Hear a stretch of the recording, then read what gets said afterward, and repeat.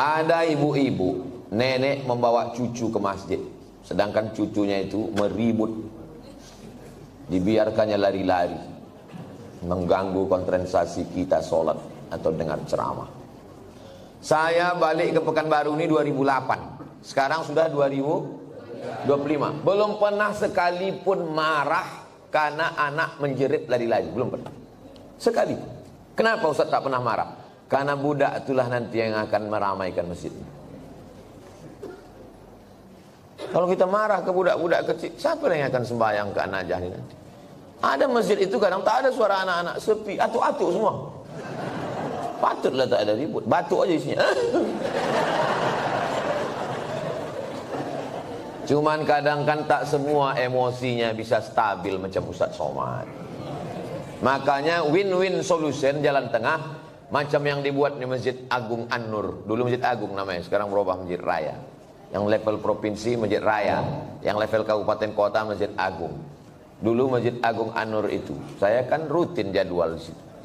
Waktu tarawih, pulang saya tarawih, anak-anak saya tengok dibuat satu sop khusus di belakang. Heran saya, kenapa anak-anak ini tak meribut? Rupanya ada satu petugas pakai baju hijau, membawa rotan sebesar ini. Dia tak sholat, dia khusus mengawas. Pas saya jumpa, pas saya tengok gini, senyum dia. Ustaz, saya bilang, mau kau bantai anak-anak?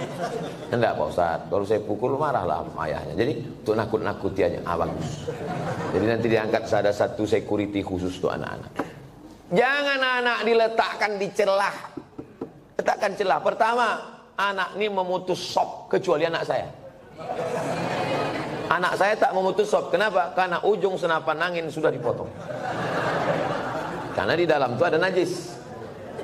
Yang kedua, kenapa anak ini diletak di samping? Anak ini belum mumayyiz. Macam mana cara membedakan udah mumayyiz sama belum?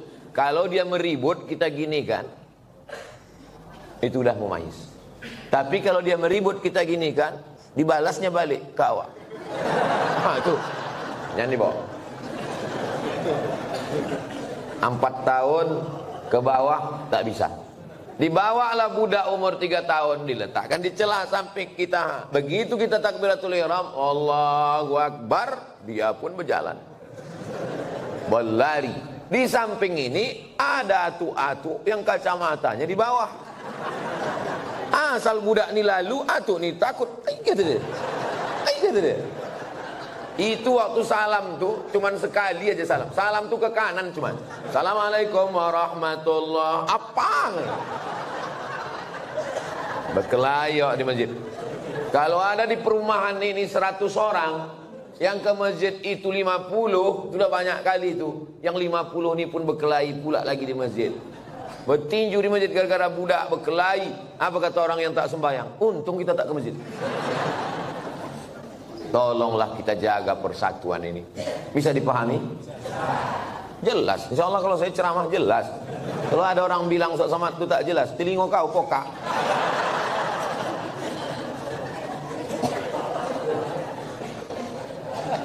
Bolehkah membaca Yasin di pemakaman Pak Ustaz?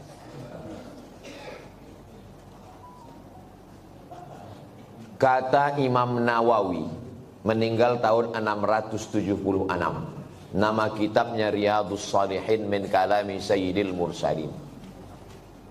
Dia mengutip pendapat Imam Syafi'i. Wa qala Syafi'i, Imam Syafi'i berkata, wa in khatimul Qur'ana kullahu kana hasanan. Seelok-eloknya, sarancak-rancaknya dikhatamkan sakhatam Quran. Bukan surat ya, sakhatam Quran. Saya tak bisa membacakan sakhatam Quran di makam emak saya, karena makamnya di Sumatera Utara. Saya mau pergi, saya membaca di rumah. Di makam saya minta ada orang membacakan sakhatam di makam almarhumah emak saya, mengamalkan fatwa Imam Syafi'i. Yang seelok-eloknya dikhatamkan di kubur itu sakhatam. Kalau tak sanggup sakhatam, maka bacalah hatinya Al-Quran. 30 juz 114 surat tuh, mana hatinya? Wa qalbul Quran ya. Itulah mengapa kalau kita ziarah kubur membaca surat ya. Ada 3 hati. Yang pertama qalbul Quran, yang kedua qalbul lail, yang ketiga qalbud da'i.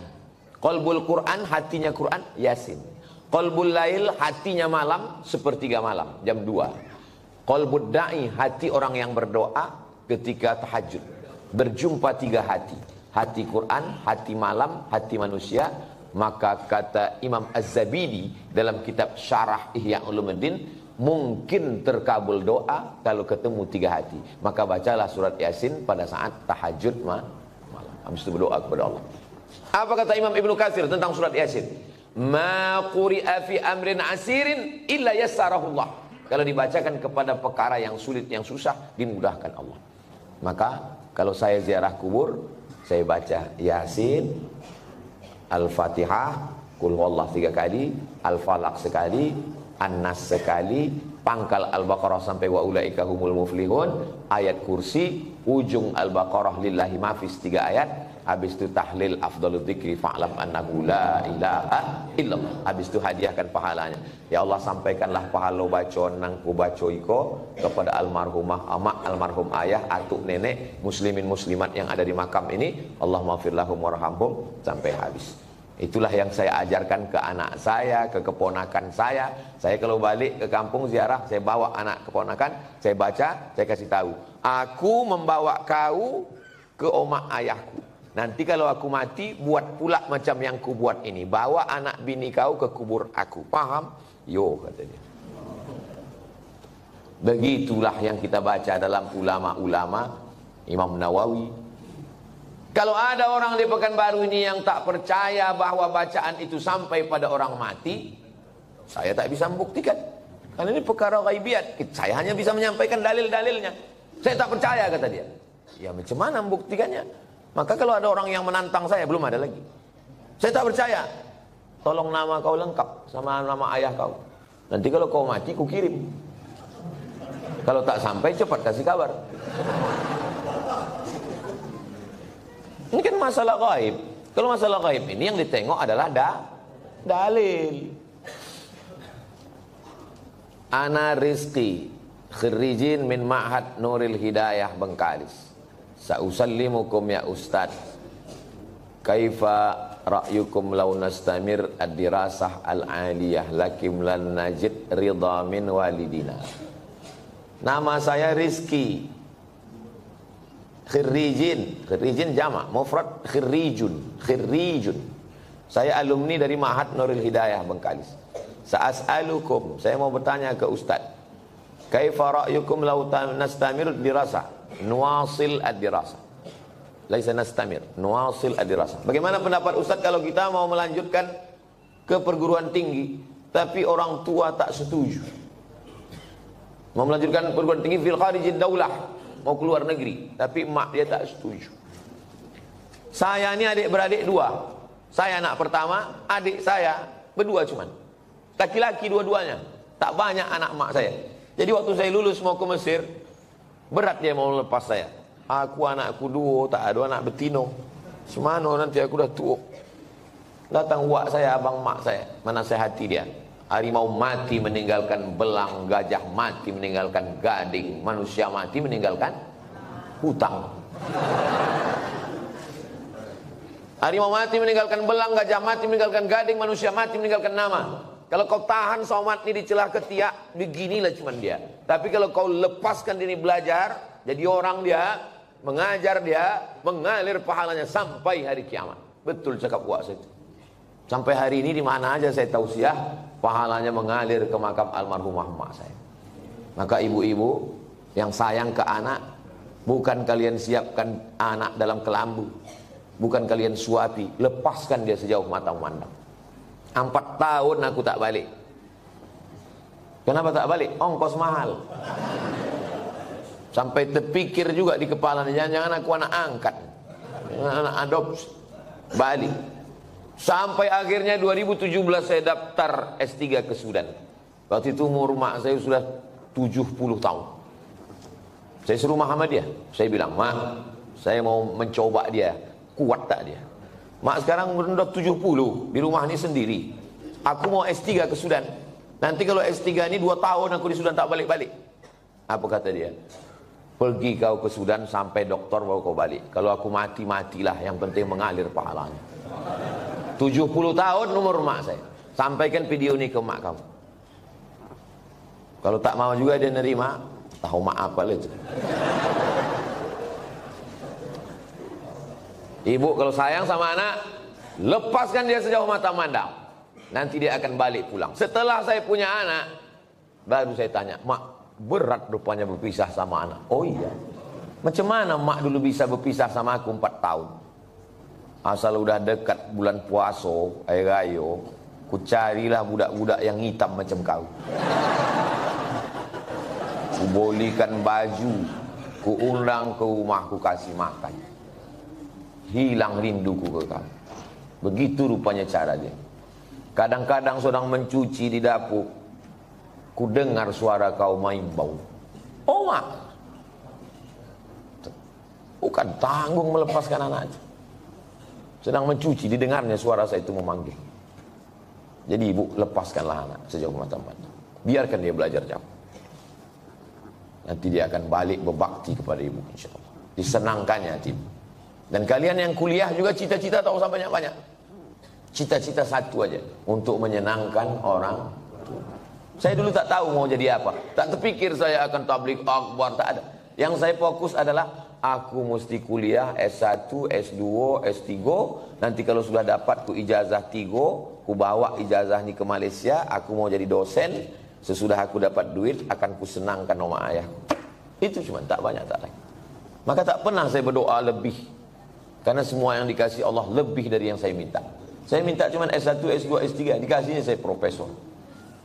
Saya cuma mau minta jadi dosen di Malaysia. Sekarang di mana aja saya bisa mengajar.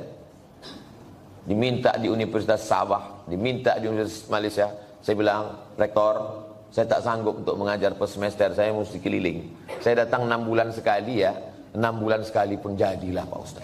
Jadi setiap 6 bulan sekali saya datang kuliah. Bahagiakan orang tuamu. Lepaskan anakmu, wahai bapak ibu. Sejauh mata mandang di hari petang dia akan pulang. Dia tahu di mana letak sarang. Mati kalian, mengalir amal jariahnya insyaAllah. Walaupun nampaknya jawabannya untuk mak ayah dia, tapi video ini ditonton oleh ayah-ayah, mak-mak yang akan melepas anak. Karena pulang kami dari sini nanti, kami akan melepas 50 anak Riau yang akan berangkat ke Al-Azhar Kairo, Mesir. Seminggu yang lalu saya di Makassar, melepas 50 anak Makassar yang akan berangkat ke Mesir. Orang tuanya saya nasihati, anak-anaknya juga saya nasihati, supaya orang tua melepas anak. Karena kalau kita tahan anak kita ini, siapa yang akan melanjutkan dakwah ini? Saya tak mau anak saya sekolah agama, nanti kurus macam Ustaz Somad. Saya ini kurus bukan tak makan. Kalau ada pejabat-pejabat itu dapat ikan yang paling mahal, namanya ikan Napoleon, 1 juta harga ikan.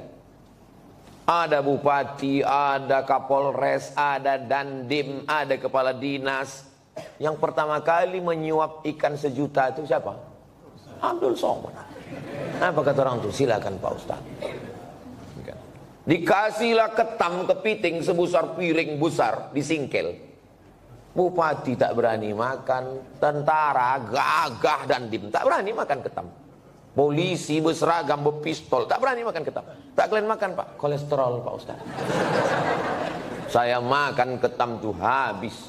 Hidup saya sampai sekarang. Berani Ustaz makan, baca doanya Pak. Apa doanya? Bismillahilladzi la yadurru ma'asmihi syai'un fil ardi wala fis sama. Ku sebut nama Allah, tak ada yang bisa memudaratkan baik di bumi maupun di langit. Nanti kalau saya sakit Pak Ustaz, aku tak tanggung jawab.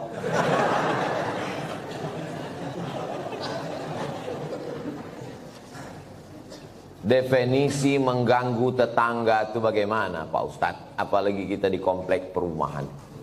Mengganggu menurut syariat Islam, bukan mengganggu menurut perasaan.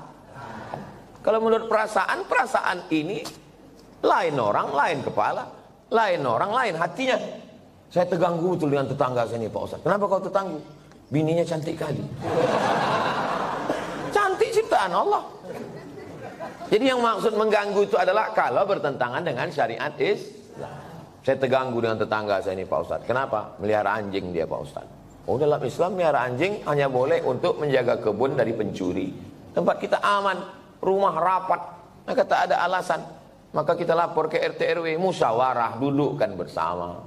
Kadang jamaah ini mau mengambil hukuman segera. Saya racun aja lah Pak Ustaz. Dipasang racun. Rupanya anjing itu tak makan, dimakan kucing, awak mati kucing. Dimusyawarahkan. Wa amruhum syura bainahum. Hari libur, hari Ahad, rumah dekat-dekatan, dipasanglah lagu bum pam bum pam bum pam. Belilah earphone. Berapalah harga earphone? Dengar sendiri.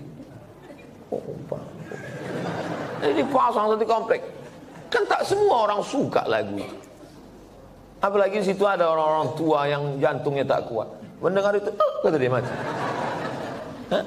Ini mengganggu. Menurut syariat pun tak betul. Nah, maka menurut syariat agama Islam, rumah berdekatan, sempadan cuma dinding, dinding pun tak penuh ke atas. Ditanamlah pula pokok mangga pas. Buahnya apa tak asal menengok meniti air. Nah, ini mesti menjaga. Maka kata Nabi, idza tabakhta, kalau kau memasak, faaksir ma'aha, banyakkan kuahnya. Pesan Nabi ke tetangga, kalau kau masak banyakkan kuahnya. Untuk apa? Berbagi ke tetangga, menyambung tali silaturahim. Kata almarhumah mak saya dulu, kalau tak menjulur labu, tak menjulur kundur. Ini pokok labu, ini pokok kundur, sama-sama ditanam. Menjulur itu maksudnya keluar pucuknya. Keluar pucuk labu, keluarlah pucuk kundur. Kalau tak keluar pucuk labu, tak keluar pucuk kundur. Apa maksudnya? Kalau tak kedatang makanan kita, tak datang pula makanan orang. Halus pepatah orang. Bagikan makan. Kata Nabi kuah, tapi yang pula gara-gara ceramah nih kuah aja. Dulu sebelum Ustaz datang berbagi ayam kami, sesudah Ustaz kuah aja lagi. Gara-gara Ustaz Somad. Ya, tahaddu tahabbu, saling berbagi hadiahlah kamu, maka kamu akan berkasih sayang. Malam Jumat jumpa wirid Yasin. Dulu begitu orang jumpa. Sekarang udah tak ada lagi jumpa. Jumpa pun di acara pesta nikah, walimah, udah tak bisa bertanya lagi. Dulu kau tanya, siapa menantu kau ni? Macam-macam mirip. Ini anak Pak Fulan. Oh, takik mana juga. Mau balancik-lancian nih rumahnya Jawa. Sekarang tak bisa lagi ngobrol. Pasti tanya, itu anak siapa? Apa? Anak siapa? Suara musik. Bum bam, bum bam, bum bam. Tak ada lagi silaturahim. Pasti tanya, itu menantu kau? Apa? Tak ada lagi silaturahim. La salam wala kalam. Alhamdulillah, Masjid An-Najah ini tempat kita bersilaturahim. Datang ke masjid, buat wirid Yasin malam Jumat, baca Yasin habis maghrib. Habis itu habis Isya acara makan bersama. Tak ada duit, kumpul iuran. Di Malaysia itu setiap masjid itu ada dapurnya. Saya perhatikan tuh. Setiap masjid ada dapurnya, ada dandang besar dan bisa masak. Tidak usah masak yang repot-repot. Masak nasi minyak, nasi mandi. Karena ayam nyembuk catus itu kumpul makan bersama. Di Malaysia itu ceramahnya tak terlalu banyak. Ceramah sedikit aja, makan yang lama. Tempat kita ceramahnya panjang. Habis selesai keluar lami kecil-kecil. Di tempat lain. Kalau di An-Najah ini tak tahu kita. Kita tengoklah nanti. Saya menikah dengan seorang duda. Sudah 10 tahun pernikahan ini saya belum punya anak. Saya mempunyai anak sambung. Anak sambung. Saya menyayangi dan mencintai seperti anak kandung saya. Anak sambung saya selalu meminta doa dan ridho dari saya. Apakah doa saya akan diijabah? Karena saya bukan ibu kandungnya. Dan jika saya meninggal nanti, saya tak ditakdirkan untuk punya anak. Apakah doa anak sambung saya nanti sampai ke saya, Pak Ustaz? Yang pertama, ibu sama anak kandung tuh sama anak sambung ini sampai mati tak bisa menikah. Karena menjadi mahram mu'abbad namanya. Mahram mu'abbad menjadi mahram kekal selama-lamanya. Karena sudah menjadi menikah sama ayahnya. Itu yang pertama. Yang kedua, wudu tak batal dalam mazhab Syafi'i. Yang ketiga, seandainya saya lewat di kuburan di depan Hotel Mutiara Merdeka dekat Leton, saya mau pergi nih, lewat kuburan itu saya baca doa, Assalamualaikum ya ala diyar minal mu'minin wa inna insyaallah bikum lahiqun yarhamullah mustaqdimina wal mustakhirin nasallallahu wa lakumul afiyah Allahumma fir lahum warhamhum. Doa saya sampai apa tak sampai? Doa saya sampai apa tak sampai? Sampai. Padahal saya tak kenal sama orang itu. Sampai doa. Apalagi anak sambung. Kenapa ragu doa tak sampai? Oh, jadi doa sampai Pak Ustaz? Sampai. Lalu apa makna dalam hadis itu? Waladun solihun. Maksudnya, amal saya kepada orang mati itu sampai. Bukan tak sampai. Amal kita ini semua kepada orang mati sampai. Kalau tak sampai amal kita kepada orang mati, tak ada sholat jenazah. Sholat jenazah itu amal orang hidup apa orang mati? Orang hidup untuk orang mati. Jadi kalau ada orang mengatakan amal orang hidup tak sampai kepada orang mati, nanti pas dia mati jangan sembahyangkan.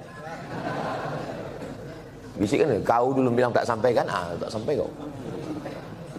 Amal orang hidup ini sampai ke orang mati. Terus Pak Ustadz itu katanya anak yang soleh. Masih fokus nih, masih fokus. Ini Abdul Somad. Abdul Somad ini kalau mati amalnya kan putus semua kan? Putus kan? Masih bisa dia ceramah? Putus. Masih bisa dia sholat sunnah Isra? Tapi ada 3 amalnya yang dulu tak putus. Yang pertama, shadaqatun jariyah. Disumbangkannya 2 sak semen ke Masjid An-Najah. Putus atau tak putus? Tak putus. Karena setiap hari orang sholat mengalir ke dia. Itu kan amal dia dulu. Yang kedua, ilmun yuntafa'u bih. Ceramah dia di Masjid An-Najah. Ceramahnya itu dulu atau sekarang? Dulu. Habis mati tetap mengalir, diamalkan oleh jamaah. Yang ketiga, anaknya. Anaknya itu kan amal dia itu. Yang ketiga inilah orang. Anaknya kok amal dia Pak Ustaz? Kalau bini itu cuma ditengok aja bisa dia hamil. Jelas? Tak jelas juga payahlah aku menjelaskan. Anak saya itu amal saya. Amal saya. Jadi hadis itu bukan bercerita hanya doa anak saja yang sampai. Hadis itu mau menceritakan amal-amal dulu tetap mengalir sesudah salah satunya anak. Jadi yang tak punya anak atau meninggal jomblo, tak usah takut, kami mendoakan. Ini Ustadz ini emosi, tidak emosi. Memang begitu dia kalau menjelang sarapan itu memang begitu. Seumur-umur saya membaca pertanyaan, inilah tulisan yang paling cantik. Cantik kan? Cantik kan? Bisa pula rapi menulis. Saya bolak-baliklah menulis rapi, tak bisa-bisa. Memang irilah saya menengok tulisan. Mudah-mudahan anak saya bisa cantik tulisannya begini. Assalamualaikum, berapa kali lah dia mencobanya ini. Assalamualaikum warahmatullahi wabarakatuh. Waalaikumsalam. Alhamdulillah wa syukurillah. Alhamdulillah wa syukru lillah. Saya kurang. Alhamdulillah wa syukru lillah. Alhamdulillah wa syukru lillah. Jadi jangan syukurilah. Bukan syukurilah. Syukurilah itu bahasa Indonesia. Syukurilah ya. Kalau bahasa Arabnya alhamdulillah wa syukru lillah. Semoga Ustaz Somad dalam keadaan sehat dan selalu dalam lindungan Allah. Amin. Sekarang tak boleh lagi doa menyebut amin. Dilarang oleh Bawaslu. Karena udah musim-musim kampanye. Saya ini menyampaikan menuju pemilu damai. Ini penting bagi Bapak Babinsa dan Babin Kamtipmas untuk menjaga ketertiban. Jadi nanti jangan heran kalau udah 100 hari menjelang pemilu, ghairil maghdubi alaihim waladdallin. Tak boleh, itu keberpihakan. Sunyi nanti masjid diam.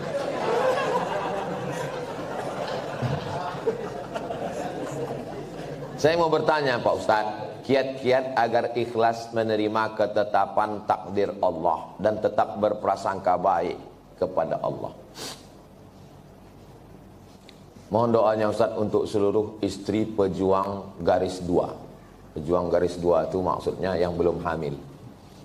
Kalau udah dipakainya tes spek itu kan 2. Ini penjelasan bagi yang belum berbini. Yang udah berbini pun tak paham juga. Bagaimana cara kita biar supaya rela menerima takdir Allah? Saya kalau datang bertamu ke rumah jamaah, Assalamualaikum Pak, Waalaikumsalam. Ustadz Somad, tolong doakan mak saya Pak Ustadz. Maknya di mana Pak? Maknya di dapur. Duduklah mak tuh di kursi. Berapa umur mak? 80. Belum bisa saya menerima. Karena mak saya meninggal umur 70. Dalam hati saya tetap, kok hidup mak dia, kok mati mak? Kok tak sempat makku ku bawa jalan-jalan ke Brunei, ke Malaysia? Kok tak sempat ku senangkan dia? Tak bisa hati saya menerima. Macam mana saya mau menceramahi jamaah? Marilah kita sabar menerima takdir Allah. Saya aja tak sabar. Tapi cara Allah menghibur saya. Habis saya tausiah, datang ibu-ibu. Ustadz, tolong doakan keponakan saya. Keponakan ibu ini kenapa? Ayahnya meninggal, emaknya meninggal, dia hidup sebatang kara. Anak SD kelas 2. Oh, aku serumah 11 tahun sama emakku. Dari 2008 ke 2019. Ini budak nih, kelas 2 SD sebatang kara. Ternyata yang membuat kita bisa sabar itu adalah ketika membandingkan dengan orang lain. Begitu cara Allah mengajar saya. Ayat tak mempan, hadis tak mempan. Kenapa tak? Saya yang berceramah, saya yang nyuruh orang sabar. Tak bisa saya terima. Tapi begitu dijumpakan Allah, oh rupanya.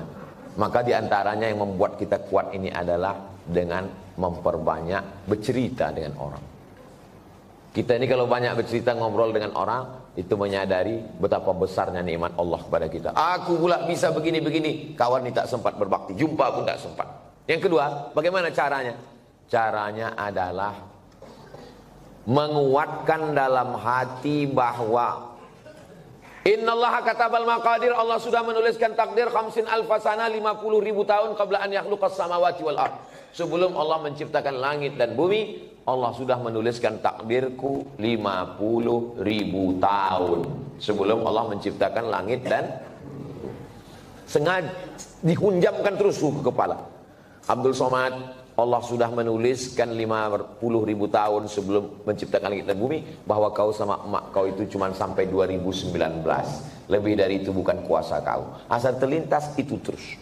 Otak itu dihunjamkan dengan hadis itu. Yang ketiga, membuat sesuatu yang terus mengalir. Sedekah untuk santri, untuk Palestina. Asal teringat, baca Al-Fatihah. Teringat macam-macam, baca Al-Fatihah. Malam Jumat, baca Al-Kahfi, baca Yasin. Hadiahkan pahalanya. Undang anak yatim, fakir, miskin. 3 itulah cara untuk mengurangi beban hati kita. Allah berjanji kalau kita beribadah, falyabudu rabb hadzal bait, banyak-banyak beribadah. Allah cuma minta kita satu ibadah. Balasannya Allah kasih 2. At'amahum min ju' wa amanahum min khawf. Kalau kau lapar, Allah kasih kau makan.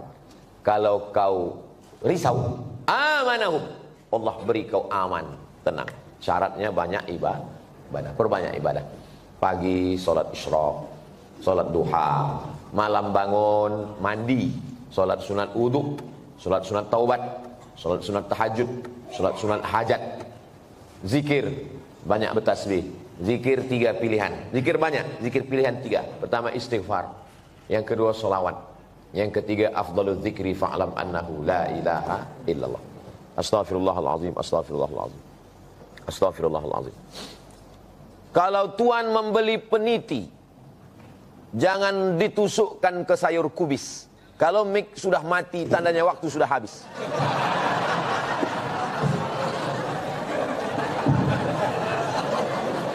Kalau tuan membeli peniti, jangan dicucukkan ke sayur kubis. Kalau mik sudah mati-mati, tanda waktu sudah habis. Di akhir majelis mari kita sama berdoa kepada Allah supaya Allah menjadikan hati kita ini ridha menerima takdir Allah Subhanahu wa taala. Tapi usaha tak pernah berhenti. Yang belum berjodoh terus berusaha, mudah-mudahan dapat jodohnya. Yang belum garis 2 terus berusaha, makan toge, makan kacang-kacang, makan sayur, berdoa. Nabi Ibrahim alaihissalam baru lahir anak Ismail umur 86 tahun. 86 tahun baru dapat anak Ismail. Istrinya yang diponis mandul namanya Sarah, rupanya mengandung setelah Ismail umur 13 tahun. Waktu itu umur Nabi Ibrahim 99 tahun. Akhirnya punya anak. Waktu anak itu lahir, tersenyum Nabi Ibrahim. Karena udah diponis orang, istrinya mandul takkan punya anak. Senyum dia. Senyum itu bahasa Yahudinya Yitzhak, bahasa Arabnya Yithak. Maka dikasihnya nama anak itu Ishak. Ishak itu artinya tersenyum bahagia. Saking kan lucunya cara Allah ingin menguji seorang hamba. Tak ada yang sulit. Innama amruhu idza arada syai'an ayaqula lahu kun. Tak ada yang sulit bagi Allah. Allah cuma ingin menengok air matamu tumpah di tengah malam. Allah cuma ingin melihat sujudmu lebih lama. Dalam perjalanan hidup saya, dipukul ombak di empas gelombang, baru saya paham. Rupanya kalau hidup ini tenang-tenang saja, tidak akan melahirkan nakhoda yang ulung. Kalau tidak tajam ombaknya, sujud kita sebentar. Tapi kalau pukulan itu kuat, lama sujud kita dan terasa nikmat. Karena tak ada lagi kawan yang bisa diajak berbisik. Akhirnya kita berbisik ke tanah. Malaikat-malaikat di langit memintakan doa itu dikabulkan Allah Subhanahu wa ta'ala. Mudah-mudahan kita termasuk orang yang diberikan Allah kekuatan istiqomah iman dan Islam.